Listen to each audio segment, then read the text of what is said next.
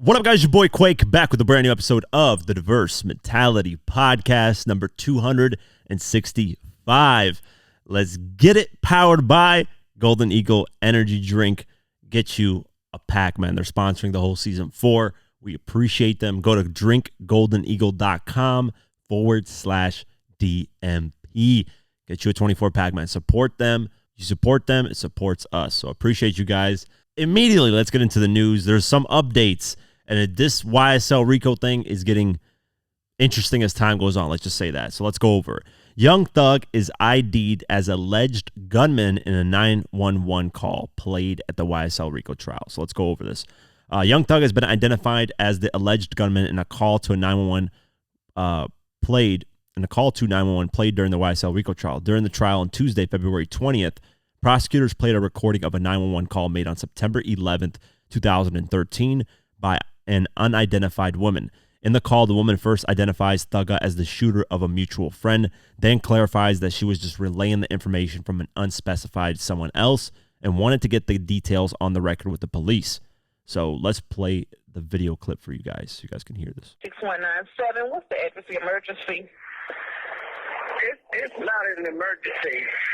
The guy that shot the guy over here off Cleveland Avenue, he's in my friend's apartment, and she's panicking. She don't know what to do. Okay, what's going on? There's a guy, I guess somebody must have shot somebody over here where I stayed, over here in Summerdale. But you cannot come to my house or Okay, ma'am. When I come to your location, I just need to know what's going on. Was somebody shot recently? Yes, about 5 police say where I go. Okay. What's the location? It's over here on Cleveland Avenue. Cleveland Avenue. What else, ma'am? I need numbers or 2 Cross Street? Old Hateville. Old Hateville in Cleveland Avenue? Yes. I don't want to talk loud. I don't want to get myself in no trouble. That's fine. Okay. You said okay, the mail is inside of what home? My friend apartment, she panicking. She don't know what to do. Okay, that's fine. Okay. But she got her mom and her baby now. Okay. All right. And what's the number? We stay in the new townhouses in Summerdale. And she stay in building C, but I'm not for sure what the apartment number is. But she stay in building C when you come around to come through the gate. Okay, so who was shot? I have no idea, babe. I promise I can't tell y'all that. I don't know. All that I know, she came to my house and told me that the guy that shot somebody named Young Thug, or whatever it's supposed to be, shot somebody and then the guy is in her house. So I don't know how y'all can do that. I'm trying to get her out the house, but she wants the phone now. Okay, all right. Okay, so you saying the female woman answer the phone? I just tried to call her phone. And she got her baby and her mama now. Okay. All right. And do you want to leave your name or number? No. Okay. Please don't call me that. Yes, because ma'am. she know my children. No. Okay. All right. I want to come back and retaliate this thing. Okay. What's the apartment or the duplex name? This was back in 2013. So Young Thug at this point in his career, let's go over it. He was basically just starting. Actually, he was pretty much blown up at this point. I remember the Rich Gang thing was around 2013. He dropped quite a few projects. Yeah, Rich Gang was around 2013. Let me see here. At this point, he was basically, for the most part in hip-hop, a household name. Yeah, so I think it was that record that blew him up. What was that? What's that song called? I'm a stoner. Even that came out in 2014. Never mind. Basically, 2013 seemed like he was with Gucci Mane, and I don't know if he was really a household name, but apparently one person identified the person as Young Thug, and he's in the courtroom listening to it. Doesn't seem like he has no reactions to it, but I don't know. It depends on the shooting, depends on what kind of details they got. Is there any footage?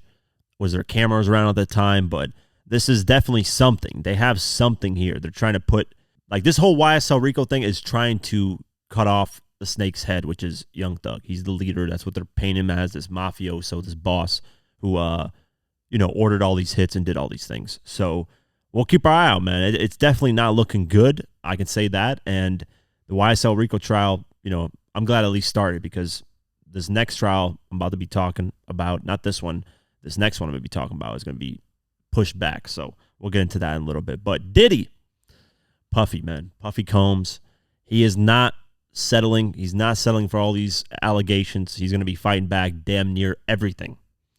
So let's go over it. Diddy has denied gang raping a 17-year-old girl in response to a sexual assault lawsuit, which he claims is unconstitutional. According to Rolling Stone, the Bad Boy Records founder filed his first official response on Tuesday, February 20th, to the allegations that he and 2 other men gang raped a teenage girl in Manhattan recording studio in 2003. Diddy was sued in December and accused of taking turns doing stuff to the woman in the bathroom, as well as supplying her with drink and drugs. In a response filed in the Southern District of New York, the mogul's lawyers said he never participated in, witnessed, or is presently aware of any misconduct, sexual or otherwise, relating to the plaintiff in any circumstance whatsoever. They also argued the 2-decade gap between the alleged assault and the lawsuit had prejudiced. I don't even know how to pronounce this word, man. I'm not gonna lie to you guys. The case against Diddy, as he has lost the ability to defend himself fully and fairly in this action. His attorneys claim that the lengthy period between the 2 events has affected his ability to present evidence to argue his innocence. The filing also claimed that the lawsuit was filed under unconstitutional law. Diddy is being sued under Victims of Gender-Motivated Violence Act, GMVA, which temporarily lifted the statute of limitations on historical sex offenses. Allowing this action to proceed violates defendants' rights under the U.S. Constitution and the New York State Constitution, his legal team claimed. The original lawsuit filed by the unnamed woman in December claimed she met Diddy through his friend and Bad Boy president, Pierre Harvey, who she also accuses of taking part in the rape. Pierre filed his own response to the lawsuit, saying he never participated in sexual assault of the plaintiff, nor did he ever witness anyone else sexually assault the plaintiff. The woman's lawyer said she could not possibly have consented to having sex with anyone, much less someone twice her age, adding that the assault has caused significant emotional distress and feelings of shame that have plagued her life and personal relationships for 20 years. So this is just one of the 4 sexual assault lawsuits that were filed against Diddy late last year. So he's got 4 that he's got to respond to, hire lawyers for, and it's going to cost him a boatload of money. He's also lost a bunch of brand deals, and just overall, it's not looking good for his name's sake, at least. But who cares, man? If he actually did this thing, if there's proof, I could give 2 fucks about him. Lock him away, throw away the key. But if these are just random allegations, we don't know. We don't know. To just throw dirt on Diddy's name, we'll see, man. As these, things go to trial and evidence starts coming out and whatever the case may be, we'll see what happens. But I think there needs to be some type of proof, some type of definitive proof, because, we can't just accuse things without having any proof. That's not how the world works, or else people would just be accusing people of random things always, and that's definitely not the right way to go. Speaking of trials starting, Keefe D trial's been delayed. Woohoo, no surprise there. Not surprised at all. I saw this coming from a mile away. I think I said it on the podcast episodes ago when we were talking about it. But let's go over the article. Tupac's murder suspect Keefe D is going to have to wait a bit longer to fight his proclaimed innocence in court, as the trial has now been delayed by months. According to a report from ABC 13 in Las Vegas on Tuesday, February 20th, it was actually the former gang member's new attorney, Carl E.G. Arnold, who asked for the push, as argued that he needed more time to go over the discovery materials related to the case. Keefe D is now scheduled to go on trial November 4th, 5 months after its original start date of June 3rd. So we're not having the summer of Keefe D trial. We're having the winter of Keefe D trial. So November 4th, he's going to be locked up for well over a year by the time this trial starts. That is crazy. In a hearing on Tuesday, Arnold told the media that he was confident his client would make bail and that he will beat the case come trial. He's upbeat that he can possibly get out of here real soon. Arnold said the state has to provide evidence of a gun, of a car, and most importantly, whether Mr. Davis was even in Vegas at the time. Keefe D swapped his public defenders out for Arnold last month. Records showed that he is a Howard University School of Law graduate who has been named to the National Trial Lawyers Top 100. As for the aforementioned bail, the judge overseeing the trial set $750,000 cash bail in early January. Once more, the judge ruled that the actual accused killer of the West Coast hip-hop legend can serve house arrest if he's able to come up with the cash. provided he wears an ankle monitor if he does. $750,000 bail. What is the bail bondsman? You pay 10% of. I believe that's $75,000. So he needs to come up with $75,000 to make bail. So I don't think that's. Don't get me wrong. That's a lot of fucking money. $75,000 is no joke. But being that it's Keefe D, being that he could just charge people for interviews, you could charge Vlad. I don't know if Vlad wants to do the interview after he got locked up. Charge him. Obviously, he's gonna have to be careful. Because the judge had issues with the Young Dolph trial with that guy doing interviews, so he's got to kind of be careful of what kind of interviews he does and what he talks about, obviously. But he could just charge people for interviews and make that money potentially. But first, he's got to get the money, then do the interviews to recoup whatever money he's borrowed. So, because Vlad, I heard, pays pretty good to do interviews. I mean, what are we talking about? Boosie got $250,000 every year, so just to sit in the chair and talk with Vlad, That's a bag, man. That is a bag. I wish I got paid $250,000 a year just to talk in a chair with Vlad. That'd be amazing. But yeah, we'll keep our eye on this. November 4th it is, I guess, guys. That really sucks, and I'm not surprised at all. Speaking of Tupac, this guy's always got somebody's name in somebody's mouth because, he has to stay relevant one way or another. But believe it or not, I actually kind of agree with what he's saying. And it's going to disappoint some people, but this is the reality of the situation that people have brushed over. And yeah, let me get into that a little bit later. Let's get into the article. Suge Knight has referenced Dr. Dre's history of violence against women while defending Chris Brown. Speaking from behind bars on his podcast, Collect Call, Suge discussed the Grammys naming an award after his fellow Death Row Records co-founder. Let's play the clip. But it's not a Whitney Houston award, not a Tina Marie award. Aretha Franklin changed the way that people sing and think.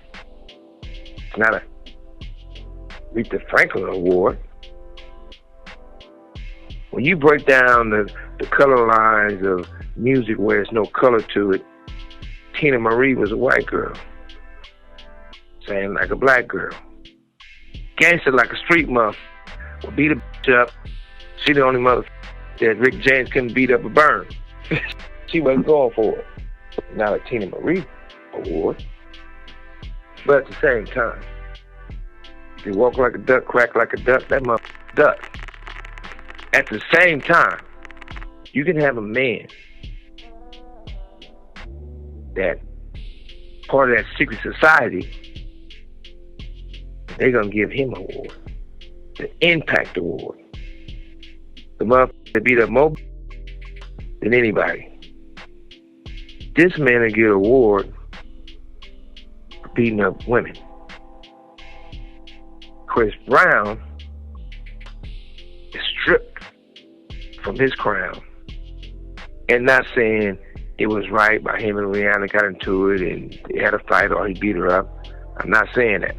But what I'm saying is this. He had a fight with one woman or he beat up one woman. And they still casting stones at him. They don't give him his cigar. They don't let him come perform. They don't let him pretty much win awards. But you can have an Impact Award with Andre. Suge Knight is right. There's really nothing to disagree with here. You could probably disagree a little bit with the Chris Brown stuff because there's been reports that he's, messed around with, what's her name, Karuchi, I forget her name. That there's issues there or like things like that. But the whole Chris Brown Rihanna thing has been twisted into a whole different story. Like when it first came out, we thought that it was Chris Brown doing, the damage. But Rihanna eventually came back and said, listen, it was kind of my fault. And she said that literally on camera. She said, I was the one that started it. And I forgive him. And we both forgive each other. And they moved on. People who drag Chris Brown still for that Rihanna incident are just losers. And they're perfect people. They've never made a mistake in their lives. It is what it is. Now, granted, putting your hands on a woman obviously is one of the worst things you could possibly do. As a man, you're a sucker. You're a loser for doing that. We know that. That's like common sense. But to constantly drag Chris Brown to that when it happened once in the public. Now, there's been reports that he's, stalked Karuchi or, this happened, but it's never been to the extent of the Rihanna situation. And the Rihanna situation, based on the details of what everybody's saying, is that Rihanna got jealous over something at the award show and started punching and basically scratching, hitting Chris Brown while he's driving. And then Chris Brown retaliated. Now, you know, you can kind of make of that what you want. Should he have retaliated? Probably not. He should have pulled over, kind of kept his calm and cool. But I forget what age he was at the time that it happened. Maybe 19, 20. I don't know. So you make mistakes. It happens. We never really heard a story anymore about Chris Brown. Besides, like, things here and there. I don't know Chris Brown's full history, so I could be wrong in this scenario. So if somebody comments or says something, I apologize. But I know it was something with Karrueche or whatever her name is. I mess up her name 90 million times. Something with her where he was like stalking her or something happening like that, where she had to like, you know, deal with that. But I don't know any other stories like that's really that Chris Brown had like the Rihanna situation. Dr. Dre. Dr. Dre is hailed at as basically the greatest producer of all time in my eyes, you know. But he's had a history of beating women. I mean, that's just the reality of the situation. And that's been brushed under the rug. And what is Suge Knight saying here? Suge Knight is saying, if you're part of the media cult, if you're part of the secret quote-unquote society, you get the special treatment where you don't get dragged by the media. What your past mistakes get brushed under the rug and nobody ever talks about them, mentions them, puts them in articles, nothing. And we can't overlook the Dr. Dre situation. And here's how I was so surprised that Dr. Dre did this because I didn't know this. Like, here's the thing. I am a huge Dr. Dre 50 Cent Eminem fan, right? I didn't know Dr. Dre put his hands on a woman until I worked on my Dr. Dre versus Eazy Who Really Won video. At that moment, that means in 2000, when did I do that video? 2019, I think. Let me see when I did the video. I did it probably in 2019. Could have been earlier. No, 2020. My bad. This video's got 1.1 million You're officially views. Out. But there was a part during this video where Dr. Dre basically threatens to beat up a woman again on camera. I forget what woman he beat up, but it was a woman that that he had issues with, and then, you know, Eazy called him out on it and was like, yo, why are you, you know, you put your hands on women, so on and so forth. So it wasn't Dr. Dre saying, I apologize. But it was Dr. Dre beating down Dean D. Barnes. And he basically destroyed her. Like he says Dre began to hit D in the face and her upper body. He stomped on her hands with his feet. At one point, D got away and ran to some woman's restroom, but Dre followed her and continued the assault. So, you know, and there's been reports that even his ex-wife that divorced him, he's been facing domestic violence issues there as well. But all that gets swiped under the rug. Nobody really talks about that with Dre. And granted, what people are going to say is, oh, nobody's perfect. Everybody has demons. Everybody deals with things. Yes, that's true. And people make mistakes, right? A mistake, though, is something that happens once and never happens again. That's a mistake. That's when you fuck up, you did something, you know you fucked up, and you never do it again. After that mistake, if you do it again, that's not a mistake. That's just you doing it on purpose at that point. So I hate when people say, oh, it was a mistake. It was in his past. It was a mistake. Yes, if it happened one time and we never hear about the person doing it ever again, that's a mistake. And we move on from that. And the perfect example, in my opinion, is the Chris Brown situation. Now, I could be wrong. There could be extra information that I don't know out there about Chris Brown because I don't know Chris Brown's whole history. I know he had some issues with Karrueche, like I said 90 million times on here. But as far as like beating and everybody knowing about it and being a situation, that's the only time that we've heard of Chris Brown ever doing that to a woman. Let me actually look up the Chris Brown stuff, man, because now I'm like sitting here and I'm like really, let me pull up. I don't even know how to look this stuff up. June 18th, Chris Brown is accused of striking a woman at his home. June 18th, 2012. Yeah, this is the woman that called the blonde woman that was like, hey, Chris Brown beat me. But there was no proof of it, and the lawsuit like got dropped. Rolling Stone, what do we really want from Chris Brown? Today, a year and a half ago, his first critiques come out on his own record. I'll forget he beats women, blah, blah, blah. If y'all still hate me a mistake I made as a 17-year-old, please kiss my whole entire ass, he wrote. I'm fucking 33. let's see. Brown appeared to be alluding to his assault in Rihanna in 2009, where he was actually 19 years old, yet there is a laundry list of horrific accused acts of violence, aggression, and probation violations trailing him that extends from 2009 as recently as 2021. That's why the criticism won't die down, because the allegations haven't either. As of January 7th of this year, People in Rolling Stone outlined around 22 of those accused acts, more of half which physical assaults. Most of reported assaults were allegedly against women. Brown and his representatives have publicly repeatedly denied his wrongdoing. A few allegations that reportedly result in other closed-door agreements. So, yeah, Chris Brown's had, but, like, let me see. I'm really curious. Despite the various outcomes, a lengthy list of alleged transgressions attached, he's been accused of actively creating an environment for violence against women. The lawyer alleged that a woman was raped and sexually assaulted in Brown's home by two others in 2017. When Brown was sued in civil action, his lawyer insisted the singer didn't do anything and made claims against him out to be dubious. 2020, E! News confirmed that he had been settled, that the case had been settled, and that the plaintiff have had a lawsuit against Brown dismissed. Interesting. Yeah, this is the Carucci stuff. One of the most disturbing allegations among many is that Brown's former girlfriend, Carucci Tran, claimed that she endured in her successful bid for the 5-year restraining order against him in 2017. Brown threatened to shoot her, kill her, physically attack her, and harass her friends. He followed through on least. Okay, so I'm tripping.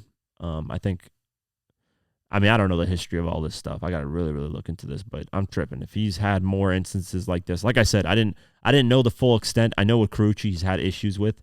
So, yeah, I disagree with Suge Knight. Never mind. I take everything I said back. I'm going to retract that, because now that I'm actually going over some of this stuff, Suge Knight's tripping balls right here. How about this? We don't name the award after Dr. Dre. That's the first thing, because I love Dr. Dre, but that history just doesn't make any sense. And the fact that nobody really talks about that, I've never heard Eminem talk about it. I've never heard 50 talk about it. I've never heard Game talk about it. I've never heard Kanye. Nobody. I haven't heard anyone ever bring up Dr. Dre's past. I get it. Dr. Dre is one of the greatest producers of all time. To me, the greatest ever. But that is something that I was weirded out by, that the Grammys named it after him.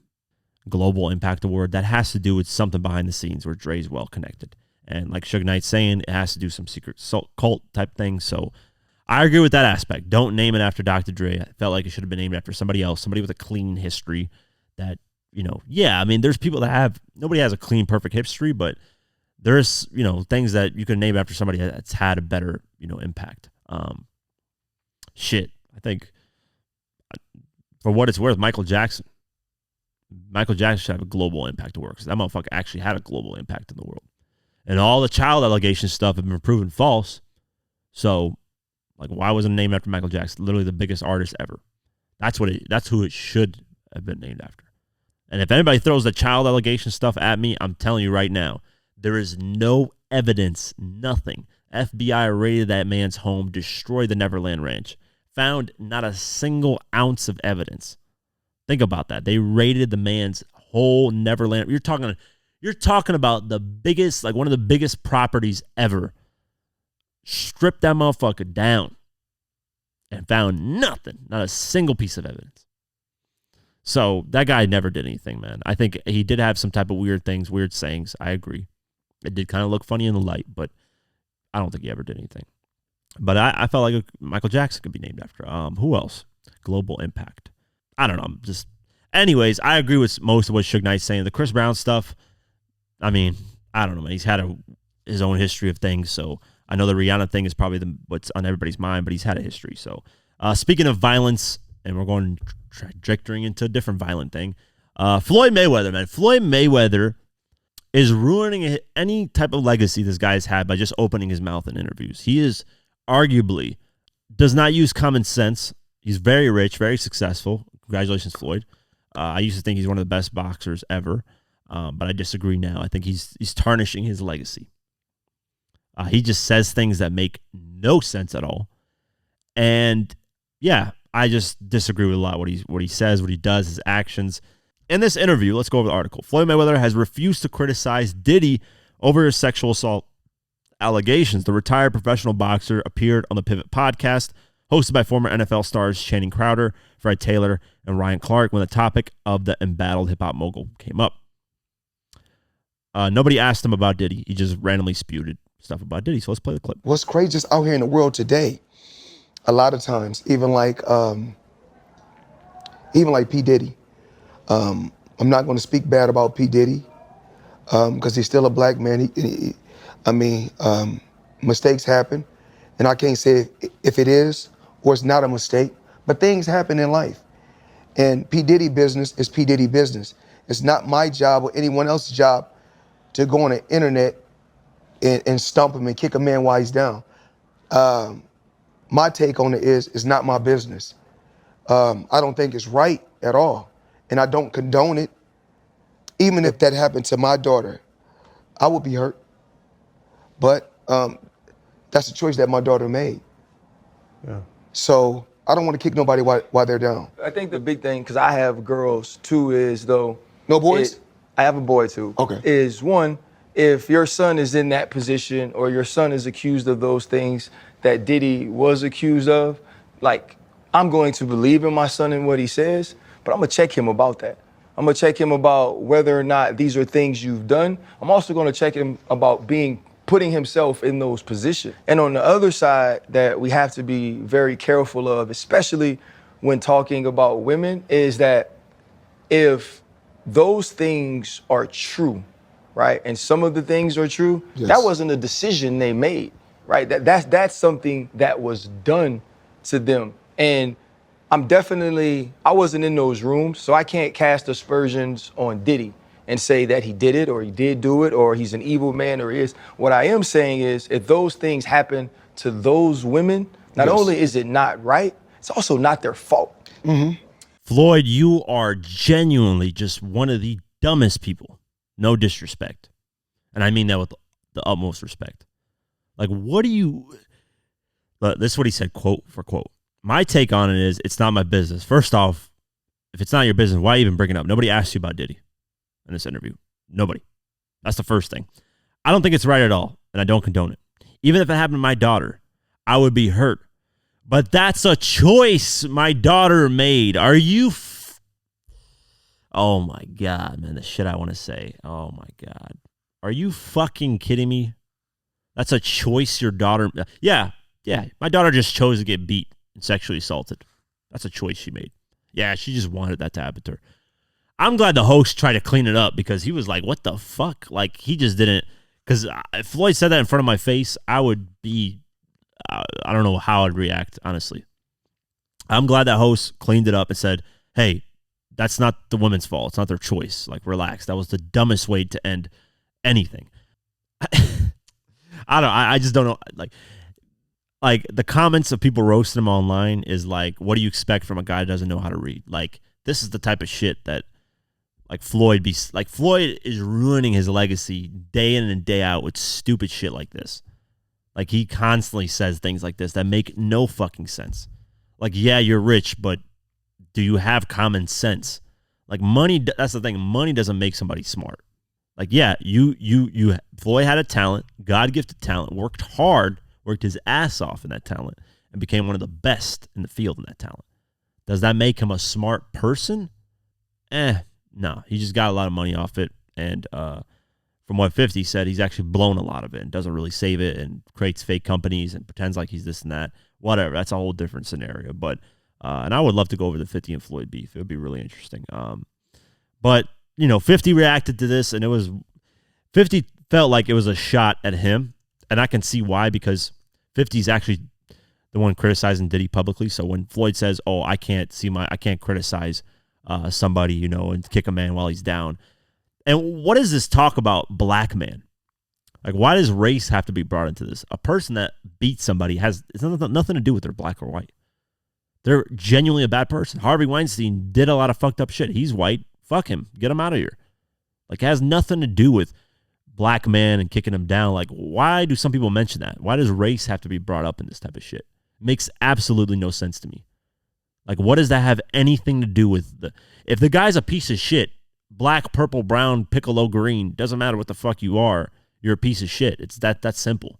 Now, like I said earlier, we don't know 100% of the facts. We don't know what's real and what's not. So I can kind of see what Floyd's saying with, don't kick a man while he's down, but Why even speak on it? And what you said just made no fucking sense. That's a choice my daughter made. How did that even get in your brain to say that? I'm genuinely confused. Let me go over what 50 said, man, because I don't know what to say with Floyd sometimes. Floyd just be yapping. He be yapping. Fuck, man, this shit's not loading. Let me go on my phone and actually see what he said, because this shit's not loading up on my thing. They didn't even ask him about this. Champ, is you stupid or is you dumb? Get me the fuck out your head. You sound like a hater. Did he do it? Coming soon. And then I was just chilling, he said, till this guy come around, try to defend sexual assault, even saying if it was his daughter, it would be her choice. Which is, like I said, man, one of the dumbest things. The fact that even came out of Floyd's mouth is genuinely the dumbest shit I've heard somebody say. Imagine your daughter gets beat, sexually assaulted, and you somehow put the blame on her. Like, what? And if you have a son that does that, you better fucking beat that son's ass and punish him to no extent, because your son should not be raised doing that either. That's 100% his fault. If I had a son and I caught wind he was putting his hands on a woman, I would beat him to the point where he's unconscious. Like, I'm not even joking. That's not how you should raise your kids. And your daughter should not tolerate that from any man. If any man puts his hands on a woman, it's over. There's no sticking it out. There's no, oh, we got to stick this out because we have kids. No. That guy's not 95% of the time, he's not going to change. That's my take on it, though. That's based off of history, based off of what I've seen in different scenarios, different cases with people. Floyd is just genuinely, I don't understand. He should just get away from interviews, go read Cat in a Hat. Okay? We won't put pressure on you, Floyd. You know you can't read a book like Harry Potter, so we got you Cat in the Hat. Shit. He still didn't go on Jimmy Kimmel to read Cat in the Hat. But yeah, I'm going to leave this to what it is. I'm baffled by what Floyd said. Before we continue, I want to give a shout out to Golden Eagle for sponsoring this podcast. Yes, if it wasn't for Golden Eagle, this podcast wouldn't be possible. If you're looking for an energy drink that doesn't tear a hole in your pocket, Golden Eagle energy drink is the one you want to get. Golden Eagle has the smoothest taste with no aftertaste. You don't get acid reflux when you drink it, and you will save a lot of money. So check out Golden Eagle at drinkgoldeneagle.com/DMP. The link is in the description below. And how do you think this podcast would be possible without me having energy to do it? Come on, guys. You guys got to remember this. I need energy to do this stuff, man, because there's a lot of crazy topics. So look how smooth this thing sounds. Look at it. Oh my God, it's fresh. Look at that Golden Eagle. Look at the can. It's so beautiful too, man. Look at that. That's so fresh, man. So fresh. Golden Eagle energy drink. Go to the link description below. That's drinkgoldeneagle.com/DMP. Let's continue the episode. Continuing on, Boosie Badazz. This is another thing that I had to talk about because I'm just genuinely confused about this, and I don't understand. I really don't get it. Let's play the clip. Boosie hopped on Cam Capone News. Shout out to Cam Capone. He's doing his thing. He's been killing it. And he got asked about what Dr. Umar said about Eminem not being able to be a top rapper because he's white. Whatever. Umar Johnson recently went viral for saying Eminem can't be a GOAT because he's white.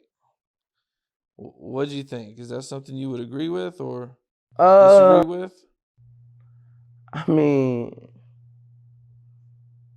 where I'm from, we don't listen to Eminem. You know, I'm from the trenches. I never heard nobody come in my project playing Eminem. I'm gonna keep it real. You know, when I hear him, I say he can rap. I always say that. Every time I hear Slim Shady, I used to like that song Slim Shady, but where I'm from, I've never heard one song in my project. I never heard Eminem not one time in the speakers in my project. I gotta be honest. None of my friends never said, put Eminem on. Play that new Eminem. You know, I only saw it on MTV, you know, on TV. You know, everybody have their greats. All right, so one, this was like a clickbait ass question. Cam Capone knew what he was doing. He knew with asking that Dr. Umar question, whatever, what he said, he can't be a top rapper because he's white. He knew he's going to get some type of response from Boosie that would catch headlines, and that's what happened. So that's the first thing. It was kind of like a clickbait, and Boosie knew like if he said this, it would catch headlines, of course. 2, I don't know what the fuck. What is people's obsession with where Eminem's music gets played? I've never in my life, ever in hip hop, ever heard somebody get upset or obsessed with where somebody's music is played. Who gives two flying fucks where Eminem's music gets played? I don't care if it gets played in the clubs or not. I don't give a shit if it gets played in the trenches. I don't care if it gets played at a ballerina event. I don't give a fuck where it gets played. The reality of the situation is his music gets played. Look at the listeners on Spotify. Look at the listeners on Apple. Look at the streams. Look at the sales. Clearly, somewhere, somebody's listening to this guy's music. Actually, quite a few people, hundreds of millions. And who gives a shit if it doesn't get played in the trenches? Doesn't matter.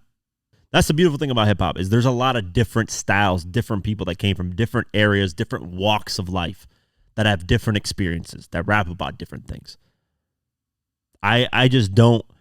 Who gives to? Now, I'm not going in on Boosie and just attacking Boosie for this, but because he seemed like he's pretty respectful. He's just saying, hey, how I grew up in my experience, Eminem wasn't a guy that was really bumped. And maybe in the trenches he doesn't get played. What is the trenches? What's the definition of trenches? That's the real question here. Low income, poverty areas, urban communities? Are we talking gangsters getting involved here? Doing illegal activity? Is that what we're talking about? Yeah, Eminem's music doesn't really fit illegal activity. Now, you go to the gym, you'll hear Lose Yourself. You'll hear Till I Collapse. You'll hear those type of records. Or everyday life, just walking around, people listen to Eminem. It doesn't have to be in a specific setting. When Jay-Z dropped 444, and people were like, this is art music. This is mature Jay-Z. Did anybody say, oh, Jay-Z doesn't get, did a painter come in an interview and say, oh, Jay-Z don't get no love here. I'm a painter. We've never heard his music in our museums. Who gives a fuck? What does that have anything to do with the music?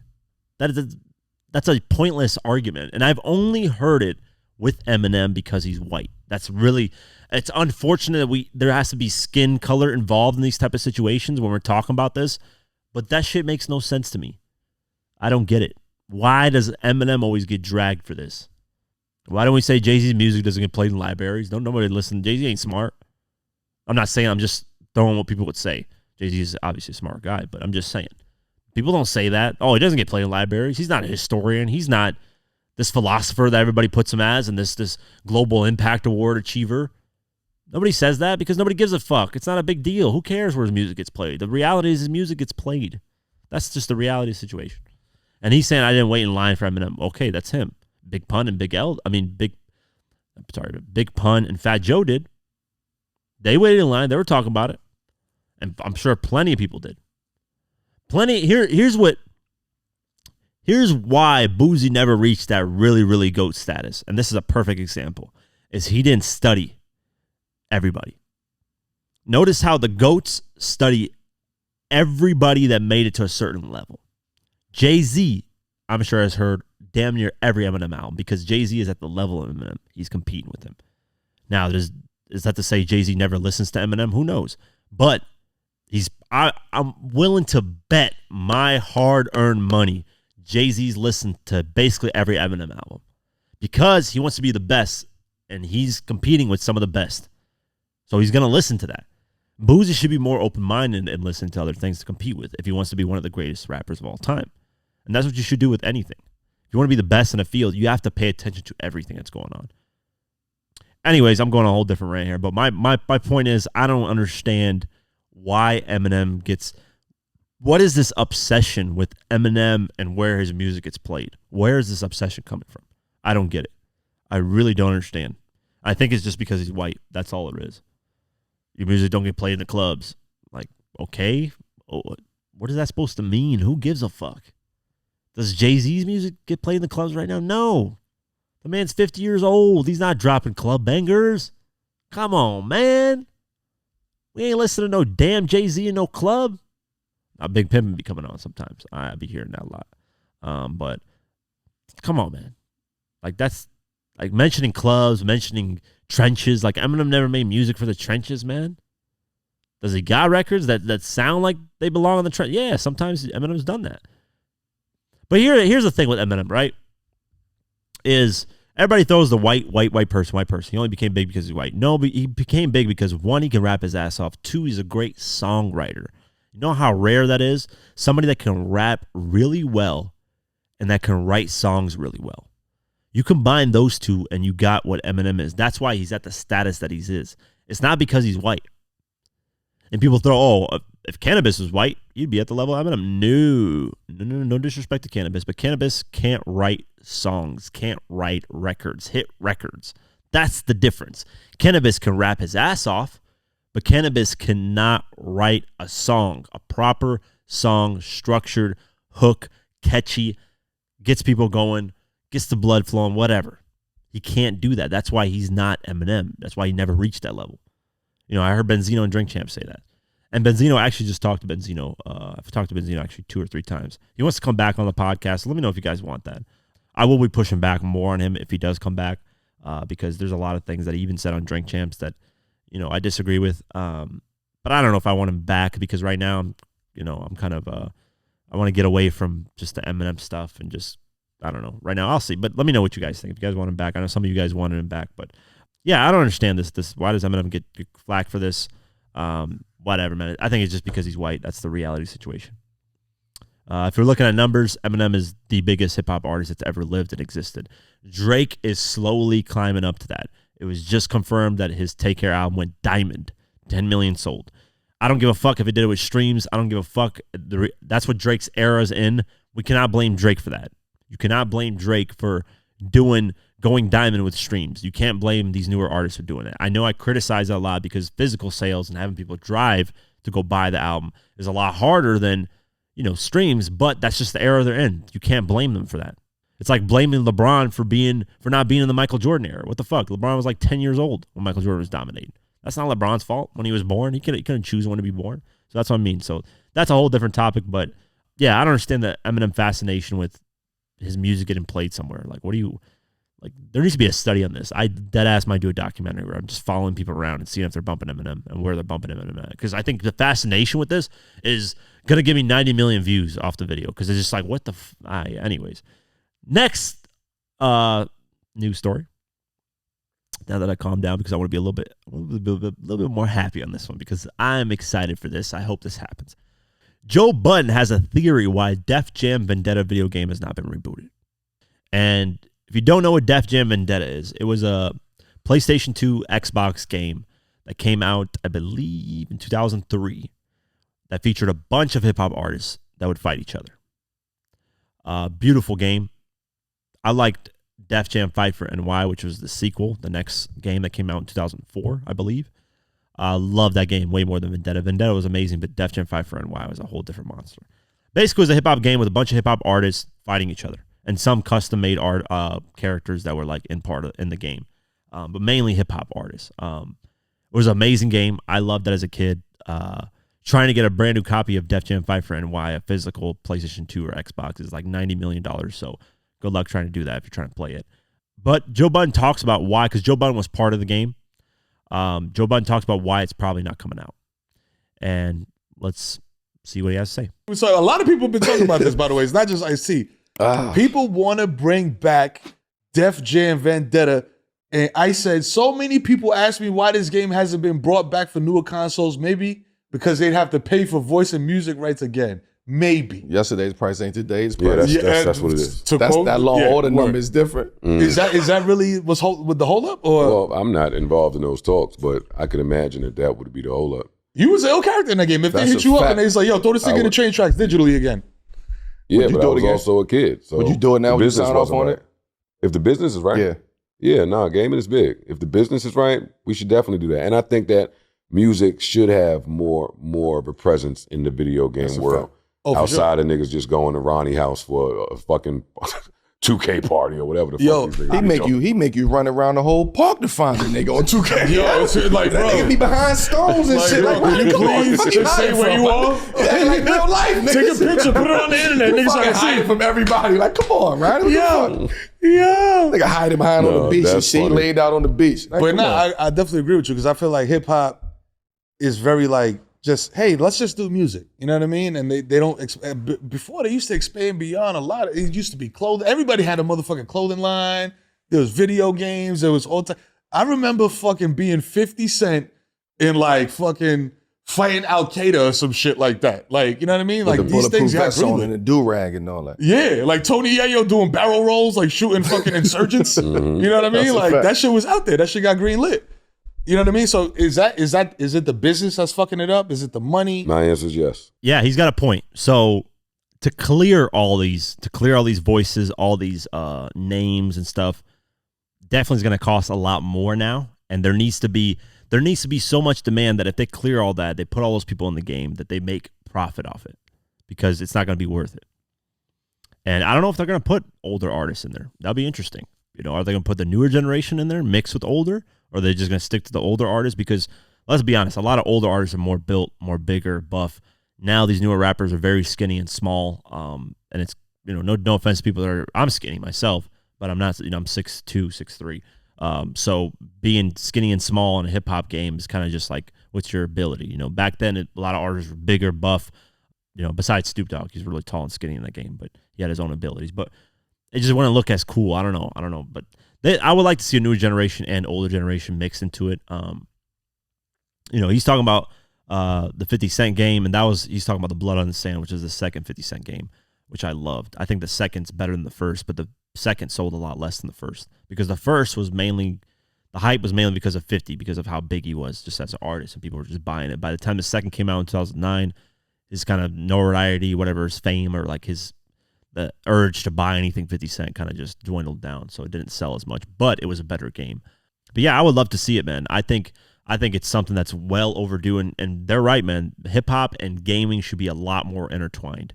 It makes, like, 50 was way ahead of the curve, and Def Jam Vendetta was way ahead of the curve on that. So I do agree with the 2K stuff, man. I was playing 2K with my friends, and I play 2K. I buy it when it's very cheap, because I'm not going to give 2K for a broken-ass game 90% of the time. I'm not giving them $70. I don't give a fuck. I'm always going to wait till it goes on discount, and I'll buy it for half price or something lower. I encourage all of you to do that, because if you guys just buy these full-price games, they're half-assing it. You know, all they're doing is taking money from us. They want VCs. You have to buy these VCs to increase your player. If you don't, you're going to play like ass. And then when you go online, you're getting cooked, you know, and it's just a whole thing where it's virtual currency to people, just games. These games just want more and more money. So I wait till it goes half price or lower to buy it, and that's what I did. I bought it, I believe, in December. I went half price, got it. We started playing the game. Actually, a couple of days ago, I was online, and the funny thing is, I was with my friend, and we were playing with a random. So online on 2K, NBA 2K, you can be 3v3 versus on the courts, right? And there, you know, if you don't have a third friend, obviously you play sometimes with a random person.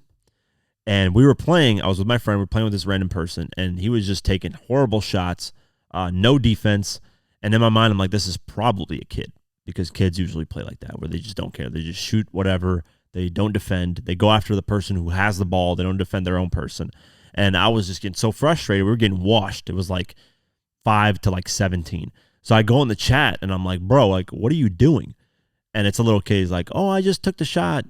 I'm trying to shoot it. I'm like, oh, I felt so bad for being any type of mean, but I told him, I was like, please just defend your guy. Please, can you do that? He didn't respond to me. I was like, you piece of little shit, fucking up this whole game. But he's a little kid. I kind of just, you know, let him pass, because I was like, I'm not going to be an asshole to a kid over a video game. It's not that serious. But it was funny, though, because I was like just baffled at these kids getting on at like 6, 7 years old. I didn't play online games at 6, 7. We didn't even have online at 6, 7. What am I talking about? I probably would have if I was that young. But yeah, it's a fun game, man. And all these games are fun. I wish they did more hip-hop elements of it, man. I would love that. I would buy the living shit out of it.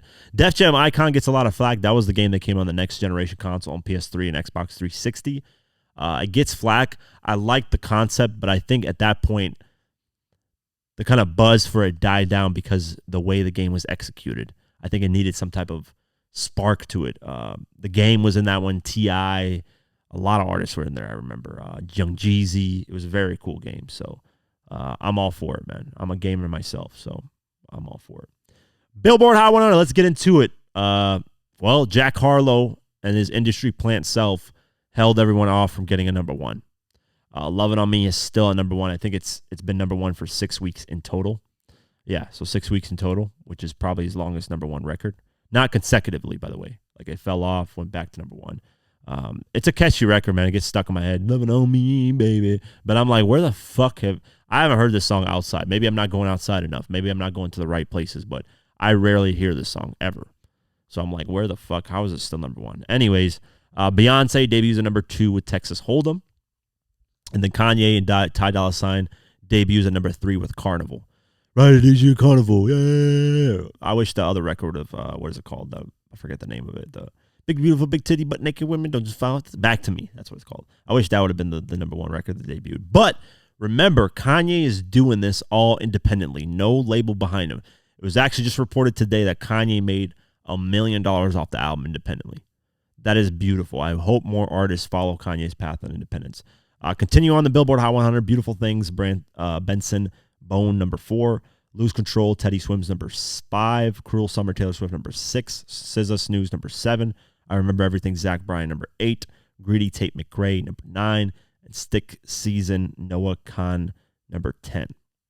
Going down the list, Red Rum, 21 Savage, number 15. Usher, yeah. That re-entered on the charts at number 20. That's wild. Continuing on, Fuck Some, Kanye debuted at number 23. Back to Me, Beautiful Big Titty Butt Naked, debuted at number 26. That should have been way higher. Talking, Kanye debuted at number 30. Burn, Kanye debuted at number 33. Vultures debuted at number 34. Yeah, they debuted there. Usher, Good Good, number 36. Beyonce, 16 Carriages, debuted at number 38. Kanye West, Stars, debuted at number 39. Nicki Minaj, Everybody, number 40. Rich Baby Daddy, Drake, number 41. Going down, Hiss, Megan Thee Stallion, number 48. That's record fell off quick. Kanye West, Do It, debuted at number 52. Kanye West, Paid, debuted at number 53. Kanye West, Keys to My Life, debuted at number 55. Drake, First Person Shooter, 57. Thank You to Shit, Fart, Ice Spice, number 62. These songs titles are just hilarious. Kanye West, Paperwork, debuted at number 64. Beg Forgiveness, Kanye West, debuted at number 65. Hood Rat, Kanye West, debuted at number 67. FTCU, Nicki Minaj, number 71. Drake, You Broke My Heart, number 74. Travis Scott, Fiend, number 76. Problematic, Kanye West, number 79 debut. 80, Nina, 21 Savage. Going down, I don't give a fuck. Number 88, Drake with Yeet. Yeah, Glow, Glorilla, number 89 debut. Yeah, Glow. And then Kanye, Good Don't Die, number 93. Kanye, King, number 94 debuts. And then 21 Savage, Prove It, number 98. And then Sunday Service, Lotto, which is the diss track to Ice Spice, debuted at number 100. Interesting. And that's it for today's episode of the Diverse Mentality Podcast. I might be going live tomorrow if I get it fixed. I'm not talking about the podcast live. I might go live to bump this Uncle Murder album. Uncle Murder's dropping an album. I know there's other albums coming out. I know. But you know me, I'm a G-Unit soldier, so I'm going to be bumping this Uncle Murder album. It's coming under G-Unit Records. And I told Uncle Murder, pull up if you can. You like my posts, like my comments. So I don't know. We'll see. If we get Uncle Murder on the live, that'd be really dope, man. I love to talk to Uncle Murder, man. Shout out to him. So I'll probably be bumping that tomorrow if I can fix it. If I can't, it is what it is. But that's it. That's it for today's episode of the Diverse Mentality Podcast. Stream us, Spotify, Deezer, Podcast, YouTube. Support Golden Eagle Energy Drink, guys. They're sponsoring me for this whole season 4. We appreciate sponsors. It helps fund this podcast, helps it keep going. So drinkgoldeneagle.com/DMP. Go check them out. And have an amazing night, day, whenever you listen to this. And peace.